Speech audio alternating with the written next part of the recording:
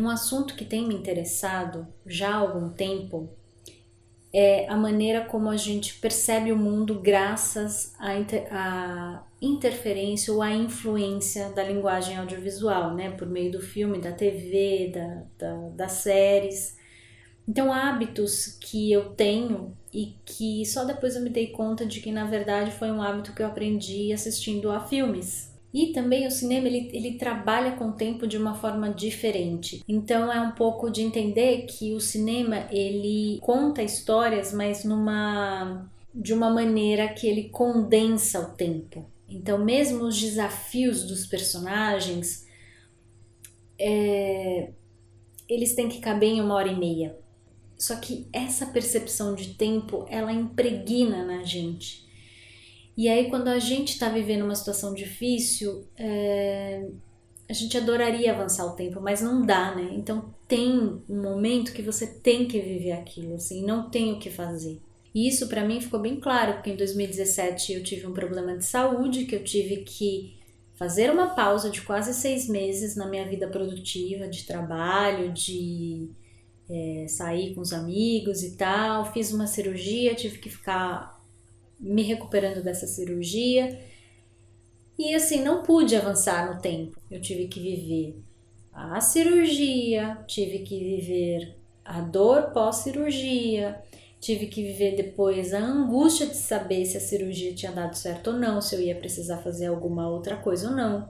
E num filme, uma situação como essa, você inclui música, você cria toda um universo de coisas. Eu lembro, por exemplo, do filme do Filadélfia, né? Tinha música, tinha aquela cena em que ele conversa com o advogado e toca, acho que é a Maria Callas, que é linda, vai crescendo, é uma coisa emocionante.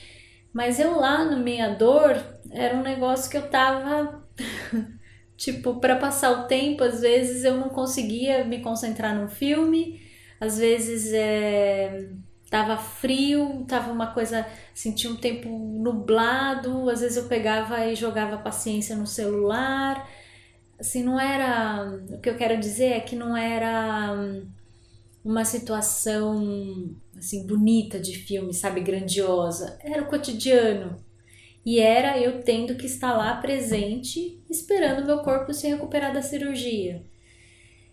Isso me deu uma percepção assim de tempo, de olhar, de repente perceber, assim, depois de 1 semana e meia, 2 semanas, acordar um dia e falar assim, nossa, meu corpo não tá mais doendo. E naquele dia que eu acordei com essa sensação, tinha um sol batendo na janela, assim, quentinho em mim, e tava frio, era no inverno quando eu operei. E aí eu percebi e falei assim, nossa, que seria uma cena, foi uma cena linda, sabe? E simples, e tava lá ao meu alcance. Fazendo um paralelo com isso, eu tive a oportunidade recente de assistir a uma pré-estreia de um filme e na sequência a diretora estava contando, e é sobre duas irmãs que têm ascendência argelina, eu acho, e que cresceram na França e que elas têm uma paixão pela música e uma delas, inclusive, estudou para ser maestra. Não sei se é maestra ou maestro, mas estudou para essa função, né, na orquestra. Ela enfrentou vários desafios, claro, não só por ser mulher, mas por ser também ter ascendência argelina. E aí, num determinado momento do filme, a personagem está enfrentando vários desafios e ela, a princípio, parece desistir do sonho dela. E a irmã dela faz todo um movimento com as pessoas com as quais ela trabalhou, né, os colegas e tal, e monta e monta como se fosse uma orquestra no pátio do prédio onde ela mora, para que ela faça a regência. E é uma cena linda, assim, é a cena que termina o filme. E aí, quando uma pessoa da plateia foi perguntar, né, a diretora, ela falou assim, essa cena aconteceu mesmo? E eu achei muito interessante o que a diretora disse, que ela falou assim, olha, toda vez que eu faço um filme que é baseado na história de alguém, sempre me perguntam o que aconteceu na realidade e o que é ficção.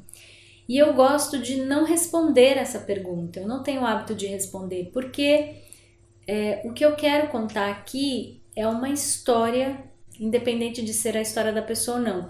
É lindo saber que ela viveu isso, mas eu gosto de ter a liberdade de criar a magia da narrativa, né? Não quero me prender só a isso. Eu pensei sobre isso porque eu falei, é claro que sim, né? Pra você se emocionar, porque imagina, o filme acaba assim, a gente acaba com o coração cheio de alegria, porque é uma cena linda. Eles escolheram uma música também que é super forte, assim, presente, sabe? Então, é claro, para o cinema isso é necessário, porque senão, imagina, uma cena como essa minha aí que eu contei.